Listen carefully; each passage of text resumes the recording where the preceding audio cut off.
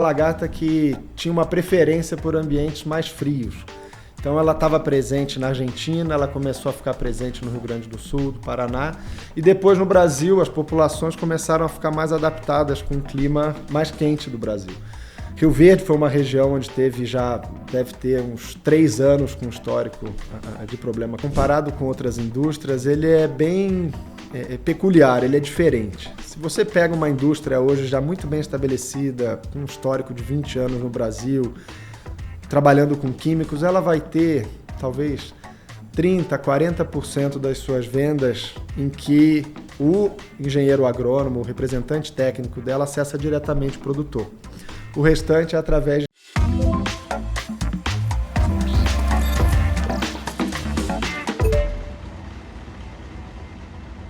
Olá, sejam muito bem-vindos, bem-vindas a mais um episódio do CultiveCast, o podcast que vai conectar você ao futuro do agro. Estou mais uma vez aqui, Josi Prado e o Luiz Henrique Caçuia. Tudo bem, Caçuia? Tudo bem, Josi. Qual a expectativa aí para o episódio? Olha, hoje nós temos um convidado especial que vai contar um pouco da história que está recente no Brasil, o crescimento da espodóptera, das lagartas aqui.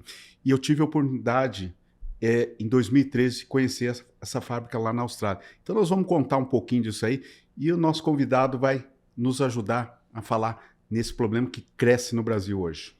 Muito bem, isso aí. Vamos falar também, então, como tema geral do podcast, manejo e controle biológico aí de pragas, né? Assim como o Caçuia comentou, falar um pouco desse problema que vem aumentando aí e também um pouco da história da AgBiTech. Estamos aqui com o nosso convidado especial e antes de apresentar, a gente queria agradecer também os nossos patrocinadores da Missão Vanguarda, né? Que faz possível aqui o nosso podcast, que é a E-Série, Fibermax, Biotrop e Ouro Fino. Muito obrigada, pessoal, e a todos os outros patrocinadores também. O nosso muito obrigada, viu, galera? Lá no site tem disponível, né, todo o pessoal que está aí ajudando o movimento Cultive Futuro a acontecer. E o nosso convidado especial de hoje é o Pedro Marcelino, que é engenheiro de produção, pós-graduado em agronomia pela Universidade Federal de Santa Maria, filho de produtor rural no estado de São Paulo, né? Trabalha no agro há aproximadamente 15 anos, trabalhou já na Syngenta por quase 10 anos, passando por áreas de marketing e vendas com defensivos e sementes. E também trabalhou em uma consultoria de estratégia para o agronegócio, até chegar aqui na AgBiTech, onde hoje atualmente é diretor de marketing e desenvolvimento de mercado. Tudo bom, Pedro, com você? Joia, Josi, prazer estar falando com você, prazer, Caçuia, obrigado pelo convite. Oi para todo mundo, espero que seja um bom bate-papo, que a gente consiga discutir uma série de coisas sobre lagarta e que eu aprenda também com vocês, né? Porque é sempre bom estar com alguém que gosta de ensinar como você, Caçuia. Obrigado pelo convite. Maravilha, a gente que agradece. Pedro, vamos falar um pouco da história da AgBiTech. 2012 para 2013, o primeiro cenário aqui na região oeste da Bahia foi que nós descobrimos numa variedade de algodão DP 555, que é Bogard 1, nós vimos que não controlava mais lagartas. Na época, chamava Eliotis virense, lagarta da maçã, que depois virou Chloridia virense. Mas nós começamos a ver que estava exagerado. Nós mandamos fazer análise e veio como helicoverpa para nós, mais Zéia na época. E dentro desse cenário nós vimos que alguma coisa estava errada. Aí em janeiro de 2013 nós tivemos a oportunidade, eu com outros colegas, Dr. Paulo De Grande, Dr. Celso Moto, junto com outros consultores, nós fomos para a Austrália. Ficamos 15 dias rodando na região lá. Visitamos várias fazendas, vários consultores e que tinham uma expertise muito grande. E nós vimos lá que ele era Helicoverpa armígera, ou seja, lagarta do velho mundo. E dentro dessa visita nossa a campo, nós conhecemos uma indústria que se chamava AgBiTech. Visitamos o Anthony. O Anthony esteve conosco lá e nos apresentou tudo. E nós vimos que o vírus era um diferencial enorme para o controle de Helicoverpa armígera. Dentro disso, nós visitamos, voltamos para o Brasil, criamos o primeiro programa fitossanitário de combate à Helicoverpa armígera. Eu nunca esqueço isso, porque nós tivemos aqui num evento que nós fizemos aqui, o Jairão estava inclusive conosco nesse evento, tinha mais de 400 pessoas ou seja, a maioria de todos os produtores. Realmente estava doendo no bolso do produtor. Aí veio para o Brasil a tecnologia de vírus, HZNPV, e eu queria que você contasse um pouco disso. Como é que foi essa entrada da AgBiTech no Brasil e o que ela tem acontecido nesses anos aí? Nós estamos falando de 2013, nós estamos em 2025, 12 anos de AgBiTech no Brasil. Como é que foi toda a história da AgBiTech, entrada através da Helicover Parmigiana? Legal, Caçuia. Vai ser interessante contar isso. Você sabe que toda vez que eu venho para a Bahia, eu converso com alguém e esse alguém me conta essa história de como é que foi lá atrás. Eu estou há 4 anos na empresa e tem gente que já conhece a empresa há 3 vezes mais tempo do que eu. Então, é até engraçado eu estar contando para você a história da empresa, porque você conhece ela de lá de trás. Mas quando teve esse surto de Helicoverpa aqui na Bahia, a AgBiTech, que por sinal é um nome que fica difícil, né, para o Brasil, aqui é um nome totalmente americanizado ou de origem australiana, ela não tinha, por estratégia, vir para o Brasil. Naquela época, a empresa ela foi fundada em 2002 e sempre foi uma empresa australiana sem ter extensão de fronteira. Trabalhava exclusivamente na Austrália e ela foi dessa maneira até 2015, 2016, quando um fundo de investimento de private equity, que é um fundo americano, ele passou a entrar em contato com a empresa, conheceu a história de sucesso. Na Austrália, a Helicoverpa foi um grande problema e, através do desenvolvimento da AgBiTech com vírus para a Helicoverpa, conseguiu se manejar de maneira mais eficiente na Austrália. E aí esse fundo, vendo o sucesso da empresa, considerou que era uma estratégia interessante tornar essa empresa australiana uma empresa de estratégia global e aí replicar aquilo que foi feito na Austrália em diferentes lugares do mundo. No meio disso, soube-se do interesse do Brasil por conta de um surto que não era algo de mapeamento histórico, né? Não tinha uma expectativa de ter Helicoverpa na intensidade que teve e por destino mesmo acabou que a AgBiTech chegou sem a marca dela aqui. Tanto é que você fala o vírus HZ. A gente hoje está acostumado a falar do Armigen, que é o produto que leva o vírus HZ, mas aqui na Bahia, especialmente, muita gente fala do Armigen como HZ, porque foi como chegou o produto na época. A empresa não tinha ninguém do time comercial e já tinha muitos produtores fazendo uso do vírus, justamente por uma necessidade emergencial que aconteceu naquela safra. Então, quando você diz que são 12 anos do vírus da AgBiTech no Brasil, mas a empresa ela chegou depois. Perfeito. A primeira safra comercial da AgBiTech no Brasil ela foi em 18, 19. Então, foi ainda uma safra muito em caráter de experimentação, né? Na Bahia já tinha tido esse contato, mas no resto do Brasil, vírus ainda era algo novo, algo a ser testado, experimentado.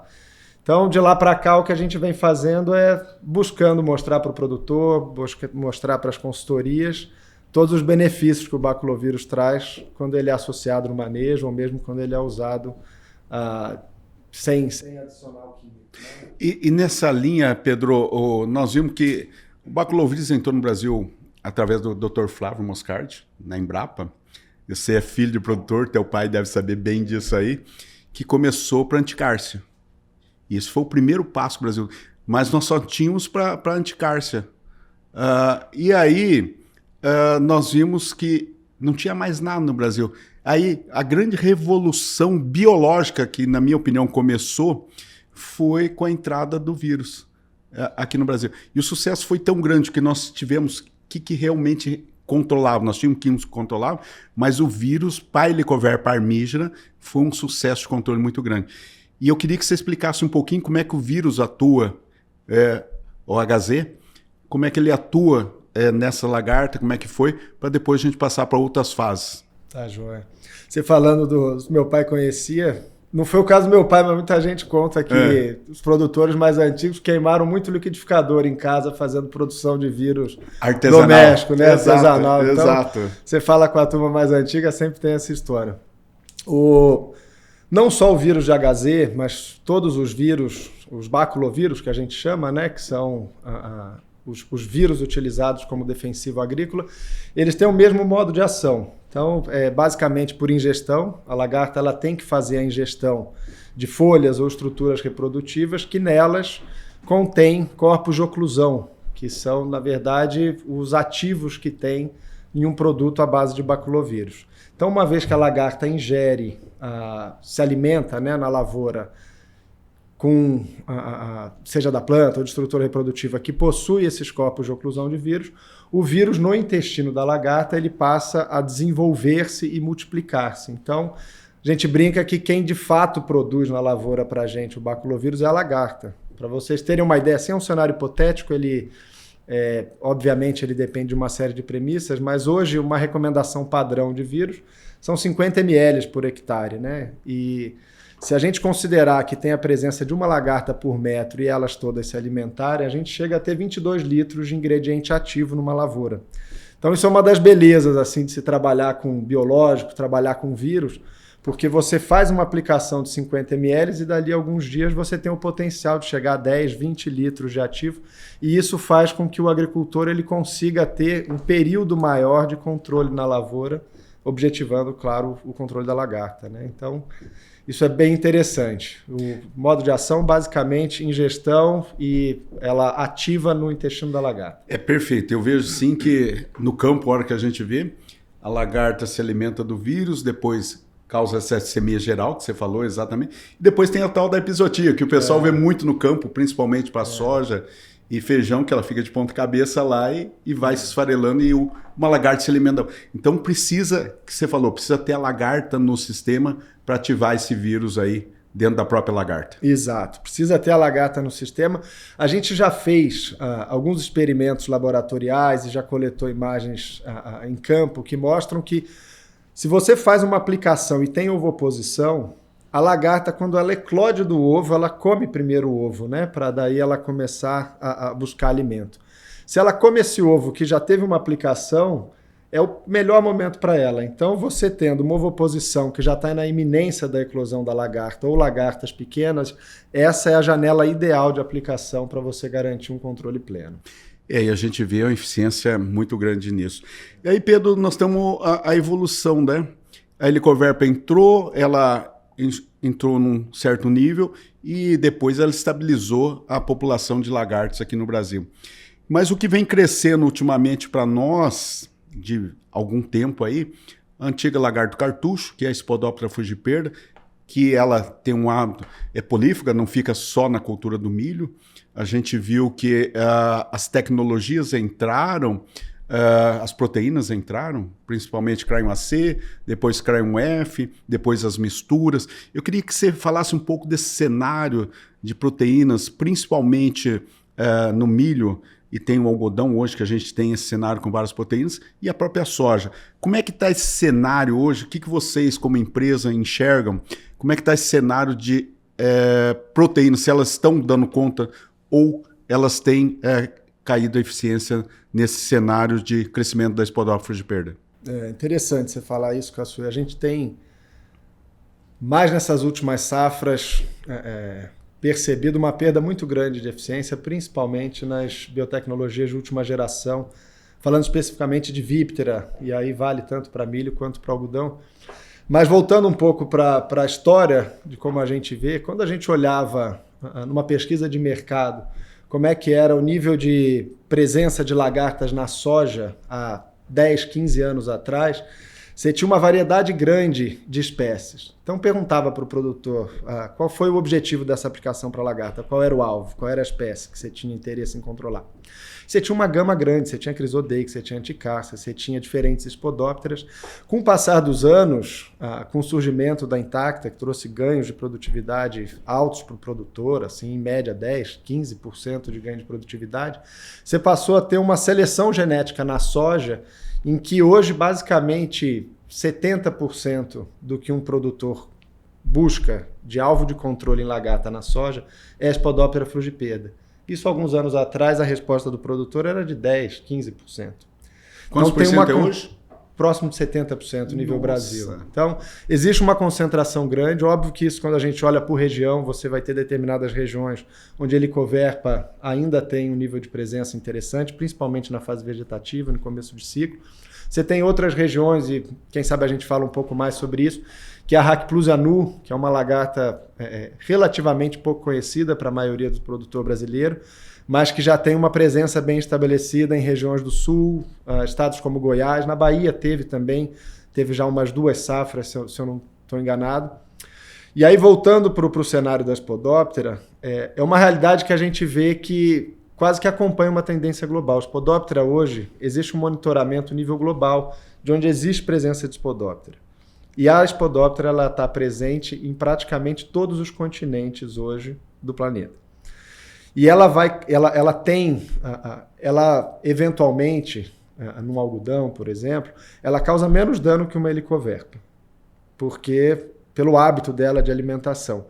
Só que quando você tem a interação entre uma helicoverpa e uma Spodoptera, muitas vezes a Spodoptera ela tem um nível de agressividade maior do que o da helicoverpa. Então ela acaba sendo dominante em relação à helicoverpa. Isso existe já, de alguma maneira, um consenso entre a comunidade acadêmica de que a Spodoptera, nível de lagarta, né, na competição natural, ela acaba dominando. Então, cada vez mais no Brasil, por essa dinâmica sistêmica, né, de você tem talvez 90% do território brasileiro, hoje você consegue ter uma dinâmica de safra e safrinha, você passa a ter uma praga que realmente é um problema no sistema, né? Ela começa na soja, ela dá problema no milho, ela dá problema no algodão. Então esse é o desafio de conseguir fazer um manejo que seja inteligente e efetivo num controle sistêmico, né, Caçuia? E nesse sistema nós já vamos voltar. Eu só vou dar uma introdução aqui na Hackplusia, para depois a gente voltar para a Spodoptera aqui. Hackplusia seria as falsas medideiras hoje. Nós temos lá Chrysodeix, nós temos Hackplusia e a Tricloplusia, né? E a Hackplusia a gente vê que ela tem um hábito ficar mais no ponteiro, né? Desfolha ali. E a gente tem visto crescer. A soja IPRO, que a gente fala, que é CRY 1AC, os primeiros relatos nós vimos na região de Goiás ali, principalmente Rio Verde, nós vimos os primeiros relatos ali. E na Bahia, essa última safra, nós temos visto crescente essa questão da Hackplusia. Eu queria que você desse como é que está o cenário da Hackplusia hoje no Brasil. Dos estados todos, você falou um pouquinho do sul, mas dá uma geral, Cerrado e Sul, como é que está crescente? Quais são os estados que têm visto nessa última safra, Pedro? Caçuia. É bem em linha com o que você falou. O que se fala muito sobre Hackplusia é que ela era uma lagarta que tinha uma preferência por ambientes mais frios.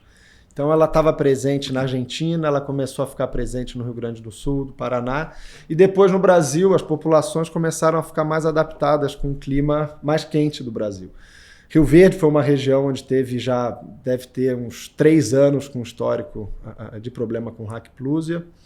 Sul do Mato Grosso já deve ter uns 2 anos. Bahia, se eu não me engano, deve ter uns 2 ou 3 anos já com histórico. E ela, como você bem disse, ela é uma lagarta que ela preocupa, porque ela dá uma desfolha grande, né? E justamente na parte superior. Isso tende a ser uma coisa que gera uma preocupação. Por outro lado, você consegue fazer uma aplicação e atingir bem a lagarta. Nós temos vírus para isso hoje? Dentro da AgBiTech, há 2 anos atrás, a gente lançou um vírus novo chamado Disseminate, que tem uma performance espetacular. Assim, é um vírus que a gente tem muita confiança porque ele tem um nível de eficiência, de mortalidade de lagarta altíssimo comparado a bons químicos de mercado. Então hoje você consegue um controle num preço competitivo, através de um biológico e por uma praga que é nova, que tem preocupado bastante, porque se ela vem demonstrando esse crescimento de presença em diferentes estados, é importante a gente ficar de olho e garantir um monitoramento bem precoce dessa lagarta, porque existe uma tendência dela ir ganhando mais espaço e mais terreno no Brasil. Então... E nisso aí, Pedro, a gente tem visto esse crescimento, né? Vocês têm notado ou já mapeado, é só na proteína CRY 1AC ou a gente já tem soja com outras proteínas também? Ou, por exemplo, CRY 1AC, CRY 1F, que é a Conquesta e outras aí, nós temos com CRY AC, CRY 2AB2, que já seria a segunda geração. Por enquanto, a Hackplusia está em qual? Só na CRY 1AC, por enquanto? A gente tem percebido a presença dela mais nas variedades intactas do que nas novas biotecnologias. Mas ainda é cedo para a gente conseguir ter uma clareza e uma resposta definitiva para isso, porque relatos de presença já ocorreram. Perfeito. Então, por ser algo novo, o importante é a gente não tirar o olho e ir acompanhando e conseguindo, através de pesquisa, de trabalho, ter uma clareza maior. O produtor tem que tomar muito cuidado, porque a variedade mais plantada no Cerrado brasileiro, que é a Olimpo hoje, ela só tem exato. Ela é intacta, só tem uma proteína. Então a gente tem visto esse crescimento também. Eu tenho uma curiosidade em relação a vírus, né? Até uma pergunta bem leiga mesmo. Como é que é a descoberta de um novo vírus? É possível você construir isso em laboratório hoje, ou vocês só fazem mesmo ver a mortalidade natural e procura pesquisar se existe algum vírus que acontece de forma natural, por exemplo? Boa pergunta, Ju. Não é de leiga, não. É uma pergunta... Muita gente faz essa pergunta, é importante a gente saber. Eu trabalhei no passado com semente e eu acabo vendo uma analogia bem... É muito parecido a dinâmica de desenvolvimento de uma nova variedade com o que é o desenvolvimento de um novo produto à base de baculovírus. Então, a origem ela é da natureza, não é um desenvolvimento que começa do zero no laboratório, mas, assim como nas variedades de soja, os híbridos de milho e assim por diante, é incomparável a performance daquilo que é encontrado na natureza com aquilo que passou por um desenvolvimento de pesquisa ao longo de 5, 10, 15 anos de trabalho. Então você passa a ter um nível de mortalidade muito maior, uma rapidez de mortalidade muito maior através de seleção genética e triagem daqueles atributos que você quer no produto que você está desenvolvendo. Então, o baculovírus, até o momento, ele... talvez entre os biológicos seja aquele que tem um alvo mais limitado, porque ele é por espécie de lagarta praticamente. Você tem alguns baculovírus que têm um espectro maior, mas ainda assim está dentro do segmento de lagartas. Você tem outros fungos e bactérias que eles têm uma amplitude maior. O vírus, em contrapartida, ele tem uma eficiência maior, então ele garante aquilo que é esperado de um produto quando ele é utilizado. E o que a gente faz muito dentro da AgBiTech, a AgBiTech é uma empresa que tem 90% do seu foco em lagartas, então a gente dorme e acorda pensando em lagarta, a empresa inteira, e tem mais de 30 pessoas trabalhando na área de pesquisa aqui no Brasil só, buscando desenvolvimento. E esse desenvolvimento, ele muitas vezes ele não vai ser para novos alvos, porque se hoje 80%, 90% do que é alvo de controle, pensando no mercado de lagartas, a AgBiTech já tem produto, o caminho não é aumentar o espectro e ter mais alvos, porque os alvos de maior preocupação para o agricultor a gente já tem produto. O caminho nosso é desenvolver cada vez mais produtos que entreguem uma letalidade maior, uma tolerância maior ao clima do Brasil e uma velocidade de mortalidade maior. E isso faz através de seleção genética. Então, entendendo os corpos de oclusão, avaliando se existem diferentes perfis dentro daquele produto, que você consegue fazer uma triagem, uma seleção genética para ir priorizando aqueles que você percebe que têm um desenvolvimento melhor para aquilo que você está buscando no produto. E a especificidade, ela é um objetivo para vocês também? Ou vocês procuram focar em algum que pegue um espectro maior de lagartas? Ou quando você aumenta o espectro, você tem outros riscos envolvidos? Hoje, o principal produto que a gente vende, ele chama-se Cartogen. É um produto que, no seu segmento, ele tem próximo de 70%, 80% de participação no mercado. Ele é muito aceito pelo que ele entrega no campo. E muitas vezes a gente discute se faz sentido esse produto ele levar outros vírus dentro dele, né? E a gente compor esse produto com um espectro maior. Mas a conclusão que a gente chegou até o momento é de que o produtor, ele sempre quando ele está com um problema mais acentuado, sempre quando ele está com um interesse em fazer controle de lagarta, geralmente, 90% dos casos, é uma espécie específica que ele está precisando. Então, a conclusão que a gente tem pelas dinâmicas hoje de lavouras do Brasil é que é melhor você ter um produto seletivo que entrega uma alta performance do que buscar um produto que não vai ter uma performance tão satisfatória, mas ele tem um amplo espectro. Isso não significa que dentro de casa, na pesquisa e desenvolvimento, a gente não trabalha diretamente com o time de pesquisa, objetivando alta performance com o espectro. Isso é um objetivo, um sonho que a gente trabalha internamente. Mas quando a gente pensa as ferramentas hoje disponíveis no mercado e o que a gente tem, até então a conclusão é que é melhor o produtor ter uma ferramenta de controle que vai garantir para ele o máximo de controle para aquele alvo específico em que ele tem problema na lavoura. E atenção, estou interrompendo esse episódio rapidinho para agradecer a um dos nossos apoiadores. Esse episódio aqui é um oferecimento da Lindsay. Produtor, você sabe, quem planta com segurança, colhe tranquilidade. A Lindsay entende a realidade do campo e oferece soluções em irrigação que garantem produtividade mesmo nos períodos mais desafiadores. É tecnologia feita para quem não abre mão de confiança e resultado. Lindsay, o pivô mais robusto do mercado. Nesse caso, Pedro, nós entramos na Spodófilo de Perda. Eu queria que você desse o cenário para os próximos 10 anos. O que vocês veem que nós vamos continuar crescendo para a Spodófilo de Perda? Essa é uma pergunta a nível de Brasil. Por quê? Nós somos praticamente o único país do mundo que faz 2 safras e meia por ano. É fantástico esse Brasil. Porque nós não temos, com exceção do sul do país, que às vezes tem neve ou geado. Você pega o cerrado, nós temos temperaturas amenas, mas não chega a ser problema. Mas aí, então, nós temos a Ponte Verde, que nós fazemos mais de uma cultura por ano. Dentro desse cenário, eu queria que você falasse como é que está distribuído isso para os próximos 10 anos, se tem crescido a Spodoptera em algumas regiões do país, e também se o vírus é uma opção excelente, na minha opinião, para a questão de resistência, para nós preservarmos moléculas. Dá um cenário disso aí para nós, Pedro. Boa, Caçuia. Por sinal, eu estou devendo uma resposta que você perguntou há pouco tempo atrás sobre biotecnologia. Acabou que eu dei uma resposta e não cheguei na biotecnologia. Para eu te falar o que a gente acredita de futuro, eu vou falar o que a gente viu no passado. Fica mais fácil entendendo o passado, a gente fazer uma projeção de futuro. Hoje, Brasil, grandes culturas, a biotecnologia ela é uma regra, ela já não é uma opção, né? Você tem na soja 95% da área plantada é com biotecnologia para controle de lagarta, além de ter para herbicida. No milho, 90 e alguma coisa, talvez 96%. No algodão, o número também é muito próximo disso. Então, é uma regra você ter lavouras brasileiras num sistema safra e safrinha com biotecnologia. E com o passar dos anos, você percebe que as biotecnologias elas vão deixando de ser eficientes.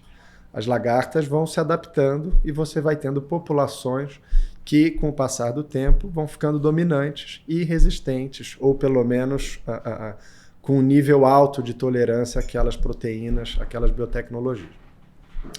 Isso aconteceu com diversas biotecnologias, até chegar na situação agora em que a gente tinha o Viptera que para muitos estados funcionava muito bem. Eu me lembro de uma vez conversar com você e você contar que talvez tenha sido na safra 23, 24, você relatando que você tinha tido áreas em que você acompanha com 10, 11 aplicações em milho Viptera. Perfeito. E eu lembro de ficar impressionado com esse número. E eu falava com a turma do Mato Grosso tinha gente que com 1, 2 aplicações conseguia passar o milho deles. Era um abismo a diferença, né, entre o que já estava acontecendo aqui na Bahia e o que a gente vê no Mato Grosso. E essa última safra de 24, 25, eu percebi o quanto esse cenário já ficou muito mais próximo. Foi muito comum nessa última safra agora de milho, na safrinha 25, conversar com produtores e o produtor relatar que fez 5, 6, 7 aplicações, alguns casos mais extremos passando disso. Então, isso prova que a gente, para seguir garantindo altos tetos produtivos, aumentando a área plantada, conseguindo capturar do Brasil as oportunidades que ele dá, como você bem falou, né, de conseguir fazer 2, eventualmente 3 safras na lavoura, vem o ônus e o bônus. E uma das coisas é essa Ponte Verde, uma necessidade de fazer um manejo mais eficiente e que seja dinâmico, né? A gente tem que ir aprendendo com a natureza e utilizando a nossa inteligência para buscar os melhores caminhos. Quando a gente pensa nas dinâmicas e nas maneiras de fazer o controle de praga, principalmente em lagarta, Você tem a biotecnologia, que nesse momento a gente está, vamos dizer, passando por um vácuo de eficiência. Eu espero que a gente possa contar com novas biotecnologias no futuro para que elas ajudem os produtores. No segmento de químicos, a gente ainda tem algumas moléculas eficientes. Obviamente, a gente tem que usar elas com responsabilidade, sabendo conseguir fazer um manejo que postergue ao máximo a eficiência dessas moléculas químicas. E quando a gente pensa no mercado, no segmento de biológico, e aí você bem disse, no caso de vírus, o vírus, a gente tem um cadastro no Iraque de vírus porque ele, de fato... Explica para o pessoal o que é o Iraque, às vezes. Iraque, ele é uma comunidade que visa garantir o melhor manejo de resistência para inseticidas. E aí, o modo de controle através de baculovírus foi caracterizado como um novo modo de ação dentro da categoria de Iraque, como um pilar que suporta, reforça estratégias de manejo de resistência. Então, vírus... Tem nada a ver com o país. Não tem nada a ver com o país. Só deixar bem claro. IRAC. IRAC. Quando você pega a dinâmica de funcionamento de um baculovírus, e eu vou usar uma analogia que já me explicaram uma vez dentro da AgBiTech, nossa pesquisadora me deu essa explicação, e eu achei que ela fica muito... É uma analogia clara para quem não está acostumado com essas discussões técnicas, que é o seguinte: muitas vezes uma molécula química ela tem um modo de ação similar ao que é um cadeado de sequência de 10 números. Então, para que a determinada praga ela adquira resistência, é como se ela tivesse 10 tentativas ali para conseguir entender qual é o código, e aí, a partir daí as novas populações passam a ter algum percentual de resistência sobre aquele determinado ativo. No caso de vírus, você chega a ter 8 diferentes, se eu fosse fazer a mesma analogia, modo de ação. Então é como se você tivesse uma sequência de 8 cadeados e garantir que esses 8 sejam codificados da maneira correta. O que isso significa no final do dia? Que a probabilidade de você ter resistência de lagartas ao vírus, ela é baixíssima. Na natureza, a gente nunca pode atestar que não vai acontecer. Mas a probabilidade ela é muito mais baixa do que qualquer outro tipo de ativo que a gente tem, seja ele químico, seja ele através de transgenia, seja ele de outros caminhos de biológico. Então, nessa linha aí, a gente vê então que no futuro, cada vez mais a gente utilizar, porque hoje fala muito em agricultura regenerativa, agricultura positiva, né? É onde que a gente utiliza ferramentas cada vez mais com essa. E eu quero que quem está nos olhando ali agora, eu vou olhar para a câmera e vou falar aqui, ó, você pega a sua calculadora e faça uma conta aí. Pedrão, olha só, Josi, cada soja, ela produz muitas flores. Cada flor, ela produz de 3 a 4 grãos. Vamos falar de 3 grãos. Quantos grãos produz um pé de soja e quantos mil plantas nós temos por hectare? Vamos supor que nós temos 200 mil plantas por hectare. Então, faça uma conta aí para você ver. Cada flor que eu segurar na soja, você está segurando aquela soja para produzir 80, 90 ou passar de 100 sacos por hectare. Então, olha a importância de eu ter tudo isso aí no sistema, não deixar a lagarta. Eu falo isso muito para o produtor. Para você ter altas produtividades, são detalhes que a gente vai fazendo para construir esse teto de produtividade muito alto. Então, você sai de um teto de 100 sacos, por exemplo, e depois você vai diminuindo. E cada flor que você não deixa de segurar ali, vai fazendo isso aí. Então, é muito importante essa questão hoje, nós temos ferramentas muito importantes para a gente segurar. E dentro dessas ferramentas que vocês têm, eu vejo que o atrativo para mariposas é uma coisa fantástica, que eu queria que você explicasse como é que funciona isso. E eu vejo que também há uma preservação, principalmente dos amigos naturais. Eu não chamo de inimigos naturais, eu chamo dos amigos naturais. Então você tem um controle de manipulação. Como é que funciona esse sistema? Vocês monitoram no campo? E como é que funciona esse atrativo hoje, Pedro? Legal, Caçuia. Eu vou entrar nesse assunto com você, mas antes, só voltando na soja, você tocou num ponto que eu acho extremamente importante para a realidade hoje do Brasil, que pelo histórico, tem muito produtor que ainda não enxerga o dano que a lagarta causa na soja.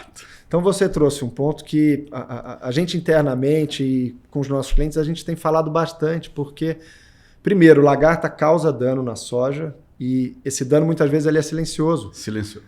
A gente vai colher e não sabe que está perdendo em produtividade por conta de lagarta, porque, principalmente no caso de uma Spodoptera, ela vai na estrutura reprodutiva e você não tem ali nada que visualmente evidencia que foi um dano por conta de lagarta. Então, fácil, 10 a 20% de produtividade, dependendo do nível de pressão de lagarta, a gente pode perder. E nesse sistema safra-safrinha, você tem duas razões para você fazer um bom controle na soja. É a produtividade em si da sua soja e também como você vai manejar a lagarta na cultura subsequente, né? Seja ela o milho, seja ela o algodão. Então, isso é uma coisa que eu vejo que toda a parte, comunidade técnica, nós da indústria, você como consultor, a gente tem que cada vez mais conscientizar o produtor sobre a importância de fazer o manejo de lagarta na soja, que é uma coisa que talvez no passado a percepção fosse uma e agora a gente tem uma clareza muito maior dessa importância. Voltando na sua pergunta sobre atrativo, a AgBiTech ela tem, na sua linha de produtos, ela tem baculovírus.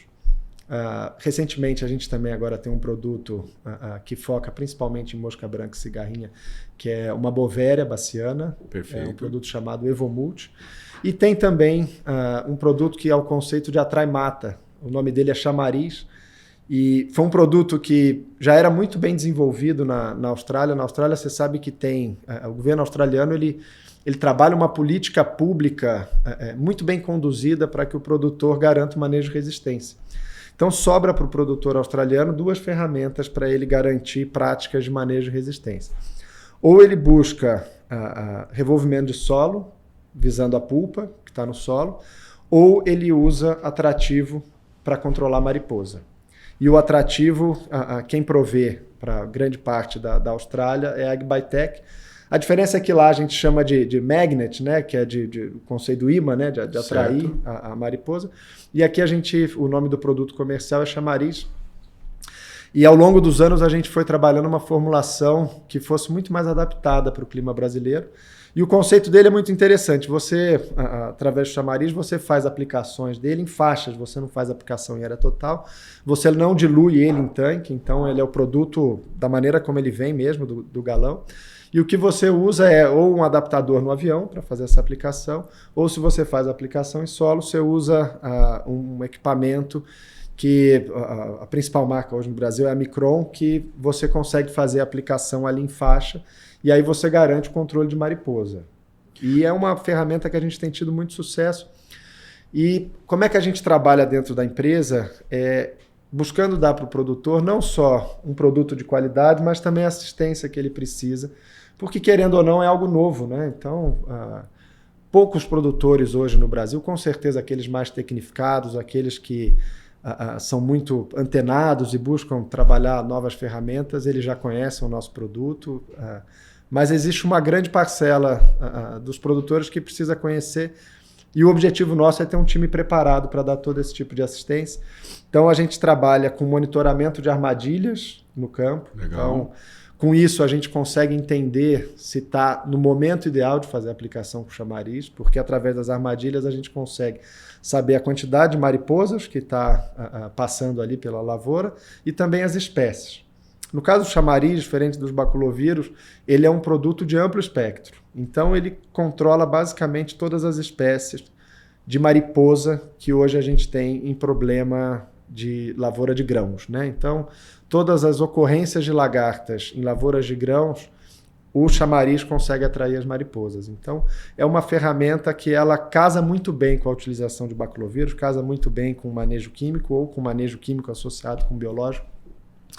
E tem crescido bastante. Foi um produto que cresceu 2 vezes em relação ao que a gente vendeu na safra passada, justamente porque o produtor está conhecendo mais e também porque as ferramentas estão mais limitadas hoje para controle de lagarta, né? Então, a gente estava falando agora há pouco, se você contava com uma biotecnologia que hoje não está podendo entregar aquilo que ela inicialmente entregava, com os químicos você eventualmente está tendo que focar em determinadas moléculas porque outras já não estão garantindo controle, o produtor está muito mais aberto a buscar outras ferramentas de controle. E o chamariz é um produto que tem ajudado bastante, e isso entrega bons resultados. E nessa linha, Pedro, eu vejo assim, estratégia extremamente interessante e inteligente, porque se eu controlo a mariposa, por exemplo, da espodóptera, que ela tem na sua vida útil lá, colocando 150 a 900 ovos. Então, eu deixo de ter uma entrada de no mínimo aí 500, 600 lagartas aí, se eu tiver essa questão da viabilidade dos ovos aí. Então, é realmente interessante, é uma estratégia que, associado com outras aí, o próprio vírus, acaba sendo interessante para o produtor, né? Muito. Você sabe que tem um caso que a gente comenta bastante, tem um pesquisador da AgBiTech que ele está, talvez há 5 anos, estudando só o chamariz, desenvolvendo novas formulações, deixando o produto cada vez melhor. E ele, no ano passado, ele esteve aqui na Bahia e ele fez um vídeo de uma lavoura que ele estava e ele disse, esse foi o recorde que eu já presenciei. Foram mais de 4.000 mariposas capturadas num hectare. Então você multiplica isso pela quantidade de ovos que cada mariposa põe, e aí não tem dúvida de que isso está com certeza ajudando o produtor a ter uma intensidade muito menor de lagartas ali na frente. E o meio ambiente também? Exato. E você falou sobre meio ambiente, amigos ou inimigos naturais, né? Uma das vantagens grandes do chamariz é que ele trabalha muito mais extratos florais e pouca concentração de açúcar, então você faz a aplicação dele e não tem impacto ambiental nenhum para abelhas, por exemplo. Então é uma ferramenta que ela é muito interessante porque ela consegue garantir que o alvo sejam as mariposas que causam impacto econômico para o produtor. E Josi, ele falou bastante a questão de presença no campo, né? Do pessoal, isso é importante, né? Hoje a gente vê que os produtores estão cada vez mais bem assistidos. No sul do país são cooperativas, aqui mais no Cerrado algumas consultorias, né? Atendendo produtores. E vocês têm uma equipe no campo especializada para isso, Pedro? Especializada, Caçuia. O cenário nosso da AgBiTech, comparado com outras indústrias, ele é bem peculiar, ele é diferente. Se você pega uma indústria hoje já muito bem estabelecida, com um histórico de 20 anos no Brasil, trabalhando com químicos, ela vai ter talvez 30%, 40% das suas vendas em que o engenheiro agrônomo, o representante técnico dela, acessa diretamente o produtor. Perfeito. O restante é através de distribuidores, de cooperativas, de parceiros que fazem o acesso na última ponta até o produtor. No caso de empresas de biológico, concorrentes nossos, às vezes 70% das vendas é via um distribuidor, 20%, 30% é via o representante da própria indústria. Nós, no decorrer da jornada aqui no Brasil, a gente acabou fazendo o inverso. Hoje, 70%, e esse número talvez até cresça para 75% das nossas vendas é através do nosso time que está na ponta lidando diretamente com o produtor. Isso tem uma razão clara para isso. O entendimento é que a gente quer estar muito próximo do produtor, garantindo para ele o máximo de transferência de conhecimento e o máximo de assistência técnica. Biológico, diferente do químico, ele é um produto que entrega resultado, mas ele exige que exista uma transferência de conhecimento. É novo, o produtor está há 50 anos usando químico e muitos produtores estão há 2, 3, 4, 5 safras usando biológico. Então a importância de você ter gente bem preparada, que tem conhecimento técnico na ponta, assistindo diretamente o produtor é chave para a gente e é uma coisa que a gente deve seguir fazendo isso por um bom tempo. Isso é perfeito, né, Josi? Eu imagino que vocês falaram aqui também muito de ajudar o produtor em manejo da resistência, né, de produtos químicos, inclusive. Vocês prestam fazem essa ponte também, né, para através do uso dos produtos ajudar na questão de manutenção de mais tempo, né, do químico. Você sabe, Josi, que nesse assunto é interessante, que não foi por estratégia, isso aconteceu pela dinâmica, pelo portfólio que a gente tem, pela capacitação do time de vendas. O produtor, ele acabou tendo no nosso time uma confiança para entender mais sobre a parte química também. Porque nós não vendemos químicos, o que a gente faz é fazer uma recomendação que seja ideal para o controle de lagartas de cada produtor. Talvez 80%, 90% da utilização dos nossos produtos ela é associada com químico.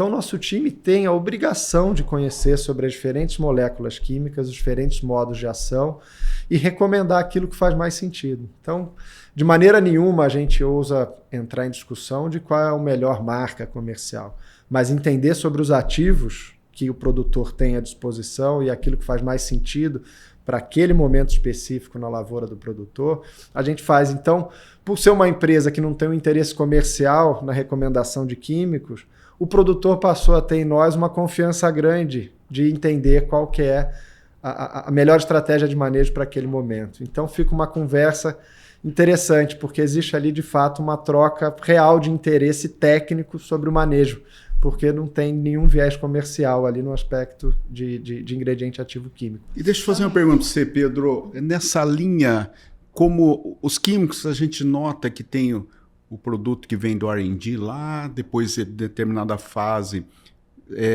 cessa e aí vem os genéricos.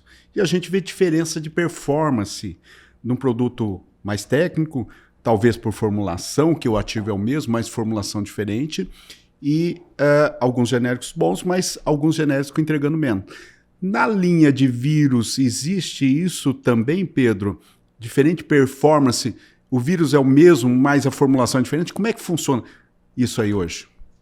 Boa pergunta, Gaston. Essa talvez seja uma preocupação que a cadeia de biológicos e as empresas competentes e com qualidade têm que encarar com mais afinco, com mais, vamos dizer, pulso firme, porque o mercado de químicos ele tem os genéricos e é sabido que dependendo do ingrediente ativo, você tem uma diferença muito maior entre uma marca já estabelecida e o genérico, e em outros você tem uma diferença menor. Mas o universo do químico ele é muito mais regulamentado. Você tem um histórico grande, você tem uma preocupação ambiental maior. Então, a regulamentação do processo de produção de químico ela já é conhecida, estabelecida e funciona bem. Sempre tem espaço para melhorar, mas funciona muito bem. O biológico ele é algo que a gente convive há décadas, mas essa talvez segunda ou terceira onda de adoção de biológico que a gente tem no Brasil, ela veio com uma intensidade muito grande. E tudo aquilo que vem com intensidade grande, surge uma série de novos players, que a gente chama no mercado, né? Novas empresas acessando esse mercado. E é comum você conhecer empresas que são locais de biológico, empresas que têm nível nacional, empresas que têm nível internacional, são já corporações maiores. E a diferença que você tem de performance entre os biológicos ela é gritante. Você sabe que dentro falando exclusivamente aqui sobre o universo de lagartas, que é onde a gente tem um foco maior, tem uma coisa que a gente se arrisca, mas o se arriscar aqui é sem medo nenhum do processo, que a gente trabalha uma dinâmica de kit, onde a gente evidencia a performance do nosso produto comparado a produtos concorrentes, e isso vale tanto para baculovírus quanto para bactérias à base de BT, em que a gente compara o índice de mortalidade aqui, em loco. Então, a gente faz uma simulação do que aconteceria no campo. E o que a gente vê é que existe não só uma menor eficiência entre os produtos concorrentes, mas existe uma variabilidade de lotes que é muito grande. Não é uma questão de 5% ou 10% de diferença. É eventualmente ter um produto que está entregando 15%, 20% de performance, e aí, de repente, na mesma marca você tem entregando 40%, outras marcas ficam num limite ali de 20%, 30% de eficiência. E isso tudo é importante o produtor ir adquirindo esse nível de consciência, porque hoje não é caro você fazer um teste. Grandes produtores hoje fazem a utilização já em grandes áreas de uso biológico. Então, todo mundo no desenvolvimento profissional do mercado de semente, de novo, passou a ter teste de canteiro, em que você consegue entender qual é de fato o nível de germinação que você tem. Você foi evoluindo para não só avaliar germinação, mas para avaliar vigor. Passou a ter toda a indústria sementeira, e agora muitos produtores passam a ter câmara fria para fazer estoque da sua semente, coisa que a gente não via há 20, 30 anos atrás. Então, esse nível de profissionalização, ele passa por uma indústria forte, buscando ter mais qualidade e se diferenciar, e por um mercado consumidor que é mais exigente. Então, para mim, essa é a casadinha que a gente tem que trabalhar em conjunto para garantir que a gente está conseguindo ter as melhores eficiências possíveis do mercado de biológico.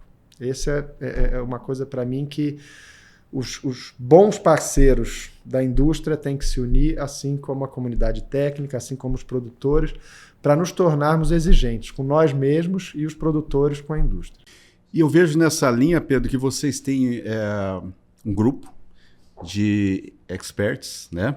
Que são pesquisadores, consultores que avaliam tudo isso ou testam toda a safra, estão testando. Como é que funciona isso aí? E se reúne para discutir os principais problemas? Como é que funciona isso aí hoje? Nosso grupo, a comunidade acadêmica e técnica, inclusive você é um dos grandes convidados já de longa data, faz parte do nosso fórum. A gente chama ele de Expert Team e uma vez por ano a gente se reúne para falar sobre manejo de lagartas, discutir resultados que a gente viu na lavoura, condições de pressão de lagartas de diferentes espécies nas diferentes regiões. Então é um fórum onde a gente reúne as pessoas que têm o maior conhecimento sobre o mercado de lagartas. Isso é no Brasil todo? Brasil todo, e a gente faz questão de ter uma mescla entre pessoas que têm um nível altíssimo de pesquisa acadêmica com pessoas que têm um nível altíssimo de conhecimento de campo. Perfeito. E é nessa mescla que a gente entende que saem as melhores discussões. Então, já é um fórum que deve ter 6 ou 7 anos de trabalho e, apesar da gente ser sempre focado em lagarta, todo ano tem assunto novo para a gente discutir e as discussões são muito boas, muito interessantes e não tem como, né, a gente evoluir com um produto melhor para o produtor sem conseguir trabalhar essa difusão de conhecimento técnico, tanto de campo quanto de pesquisa acadêmica. Qual que é a amplitude de culturas que vocês trabalham hoje no Brasil? Hoje, Josi, talvez 95% do que a gente comercializa está dentro de soja, milho e algodão. E aí culturas que fazem parte da dinâmica de grãos, a gente também comercializa. Então tem sorgo, tem alguma coisa de feijão.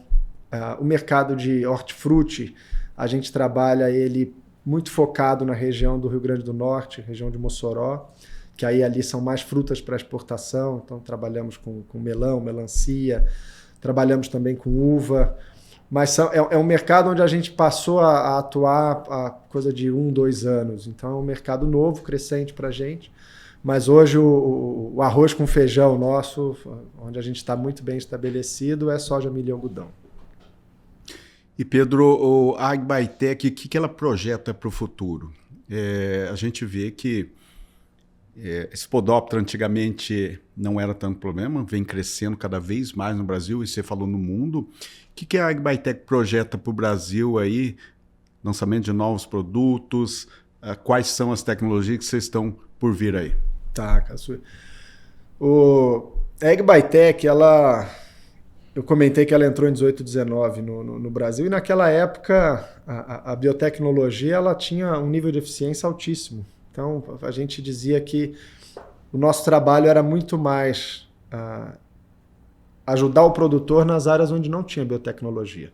Então, era numa soja RR, era num milho que não era VIP, e eram as áreas menores, talvez 20%, 30%, menos até do que 30%, onde a gente podia ajudar o produtor a fazer o manejo de lagartas através do baculovírus.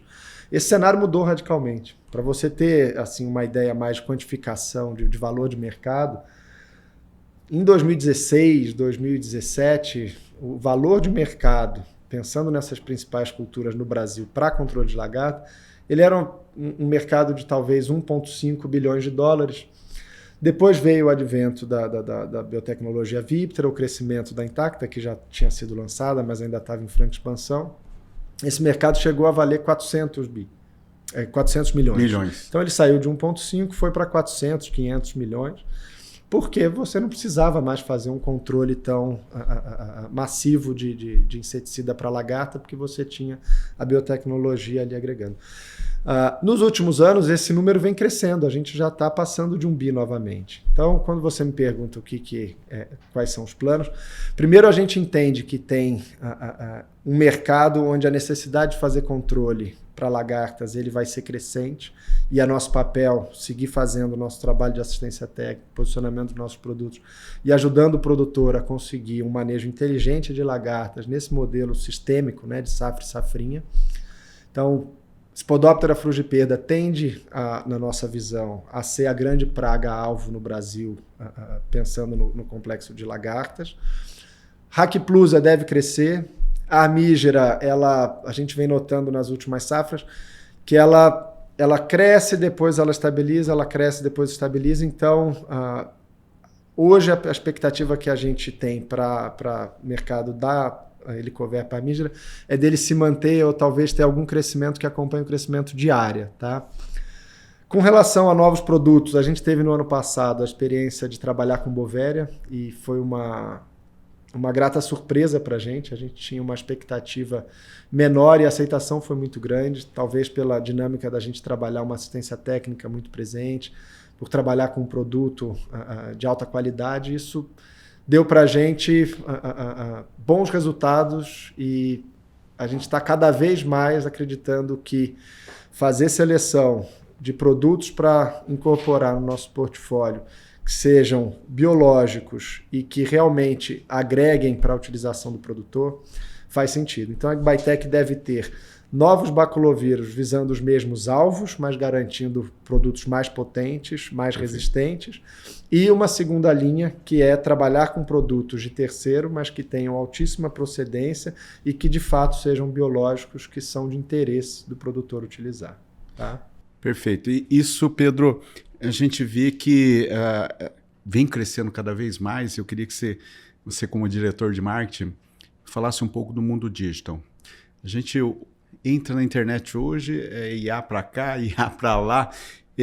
Nós podemos também ter um crescimento nessa área. Eu vejo na agricultura pelo nosso lado, nós estamos trabalhando isso aí, mas você como diretor de marketing, aí eu quero saber o Pedro realmente, o que você enxerga nesse mundo para a agricultura? Como é que a IA vai estar, a inteligência artificial vai estar nesses próximos anos aí, ou nessas próximas décadas aí? Caçuia, é sempre um risco falar isso, né? Porque se os próprios donos das empresas de IA falam que não sabem qual é o nível do potencial, né? Para que lado isso vai, a gente se meter nessa é um risco, mas durante algum tempo, a gente viu esses últimos anos, o desafio era você garantir que tinha conectividade, né? Então você já tinha tecnologias excepcionais, mas tinha um desafio de você garantir a conexão. Esse desafio com certeza vai ser superado, você cada vez mais vai ter automação das máquinas, vai ter uma integração mais clara, na minha visão, sobre as diferentes informações, sobre solo, sobre monitoramento, sobre maquinário, isso vai ser assim. São tecnologias que já existem, mas ainda não estão em plena adoção. Isso eu acredito muito. Nós da AgBiTech, a gente está utilizando a tecnologia para um caminho diferente. Já é óbvio que a gente tem cada vez mais automatizado nossos processos de pesquisa e utilizado ferramentas novas para conseguir ter esse processo de seleção, contagem de corpos de oclusão, a seleção genética. Então a gente faz um investimento grande em tecnologias para pesquisa. Mas um outro que é diferente, a gente trabalha com uma visão de que o nosso time tem que estar o maior tempo possível junto do agricultor. Perfeito. E a gente tem uma coisa que é simples dentro da empresa, que é uma ferramenta de WhatsApp integrada, agora esse ano passa a ser integrada com tecnologias similares ao ChatGPT, né, de inteligência artificial, em que tudo aquilo que o nosso time de campo precisa, ele consegue em 1, 2, 3 segundos. Então, legal. É um questionamento grande assim, né? Você vira e mexe, conversa com algum representante de uma grande empresa e diz, nossa, eu estou cada vez mais tendo que fazer processos burocráticos, cada vez mais tendo que trabalhar para dentro da empresa do que trabalhar para fora da empresa. E dentro da AgBiTech a gente tem convicção de que esse é um caminho que a gente não quer ir. Então a empresa cada vez mais ela tem processos de profissionalização, vai se estruturando, vai crescendo, Mas essa é uma ferramenta que a gente investe bastante, que é uma ferramenta de inteligência artificial que vai ajudar o nosso time, por exemplo, a saber tudo o que ele precisa, seja do sistema, do pedido para o produtor, da última visita que ele fez, do relatório técnico que ele tem que trabalhar, que isso tudo fique automatizado de uma maneira prática e rápida, para que o tempo do nosso time seja junto do produtor. Então, ou seja, é algo Pedro, simples, mas a gente entende que é um caminho que nesses próximos... Vocês enxergam que nada substitui o homem ou a mulher no campo para que as ferramentas ainda continuem, o homem continue atendendo bem o produtor, né? E uma coisa assim que me passou pela cabeça agora, alguns países, chegou muito pouco no Brasil ainda, existem radares. Que radares monitoram a migração de mariposas, né? A gente vê isso aí e a inteligência artificial também pode ajudar, que esses radares vão controlar, por exemplo, as nuvens de mariposas que estão vindo para a região e ela vai, através de inteligência artificial, vai ficar em determinada propriedade, determinado talhão. Eu acho que isso vai ser uma coisa cada vez mais forte para nós. Você enxerga isso também, Pedro? Eu acho que é possível e toda tecnologia ela tem que ser testada. Existem grandes inovações e grandes ideias que de fato vão para frente e tem outras que não necessariamente têm aquela adoção esperada. O papel nosso é garantir teste, é acompanhar e estar sempre com a antena ligada, porque uma das coisas que eu admiro bastante e gosto desse novo mundo, vamos chamar, é que as possibilidades de parceria e integração entre empresas ela é muito maior. No passado, antes, era uma preocupação de adquirir para si aquela determinada tecnologia. Hoje não tem isso. Hoje o que tem é buscar parcerias, são as conexões. Então, o ecossistema. Então eu torço para que tenha uma série de novas empresas com diferentes iniciativas e que estejam abertas para que a gente possa testar e, se fizer sentido, se for sinérgico a utilização dos nossos produtos em associação a outras tecnologias, que a gente faça. Então, essa é a beleza desse mundo conectado, né? A gente tem que tirar proveito disso. Legal. É isso aí. Não precisa nem perguntar, né? Então, o que acha do Cultivo Futuro? Já respondeu aí. É verdade. Pode explicar para o Pedro aí que é realmente Cultivo Futuro e para o nosso ouvinte. Sim, aí. Para você que está chegando agora no episódio, né? Não acompanhou ainda, o Cultivo Futuro é um ecossistema, então, de comunicação e educação para o agro, onde a gente está integrando diversas ações para justamente conectar, né, conhecimento com o que está sendo feito na prática, com a pesquisa, né, o que tem de mais avançado, ferramentas para que a gente juntos, como setor, consiga avançar cada vez mais na resolução dos problemas, né? Então, vem muito em linha disso que você falou, da gente realmente não procurar só o proveito daquela tecnologia para si, mas de fato difundir cada vez mais, porque a gente sabe que a gente ganha muito, né? Se o produtor consegue permanecer no campo, todo mundo ganha também com esse ecossistema, né? Então, e Josi, eu queria aproveitar, Pedro e Josi, ontem mesmo eu tive uma reunião e nosso propósito do Cultivo Futuro é exatamente isso. Nós temos mais de 30 anos de experiência aí. Eu não vou contar exatamente quantos anos, mas eu e o Rogério nós temos mais de 30 anos de experiência e nós estávamos numa reunião ontem exatamente nessa linha digital, aonde que a gente está medindo todo.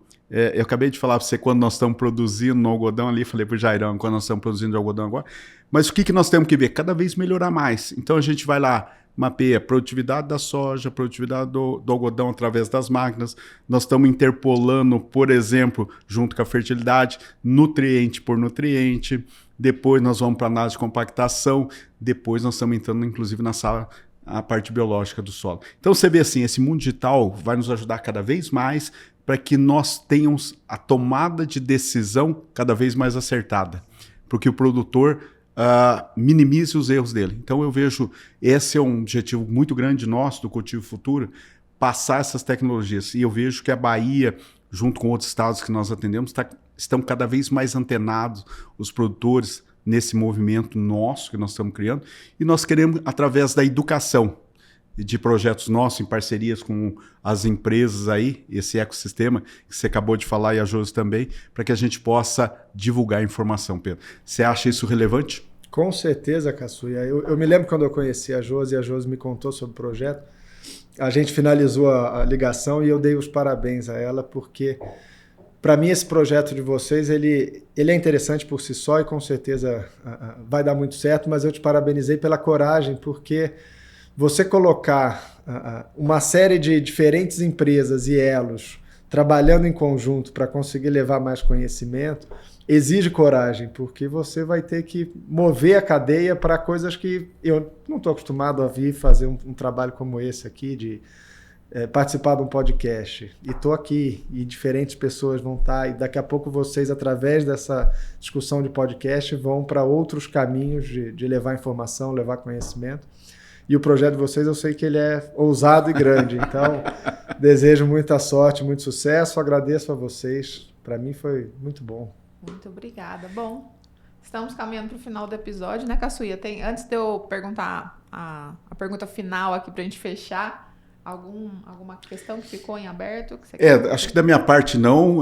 Foi excelente, Pedro. Agradecer aí a sua presença aqui. Para nós da agricultura, é extremamente importante vir tecnologias novas, cada vez mais novas, e principalmente nós estamos preservando cada vez mais a natureza, preservando cada vez mais essas moléculas que estão, às vezes, sendo expostas demais, e o vírus, a AgBiTech, vem com uma ferramenta fantástica para que a gente possa continuar dando continuidade. E a gente vê que a agricultura brasileira vem crescendo ao longo dos anos. E vocês são uma empresa nova, mas que já fazem parte do sucesso dessa agricultura. Então, Pedro, agradecer a toda a diretoria da AgBiTech, vocês aí pelo que vocês têm feito para o agronegócio brasileiro. Tá joia, Caçuia. Eu que agradeço. Você sabe que eu sou seu fã, eu sempre aprendo muito com você. Josi, a gente se conheceu rapidamente uma vez por telefone e agora falando pessoalmente, foi um prazer te conhecer também. Parabéns pela liderança do podcast, do Cultive, e muito sucesso para vocês. Muito é um prazer obrigado. estar aqui. Eu agradeço e ainda tenho a pergunta final. Vamos lá. Calma. Vamos lá então, Josi. E a gente está aproveitando aqui a presença de muitas autoridades no agro, né? Pessoas que estão fazendo acontecer, assim como você, né, Pedro?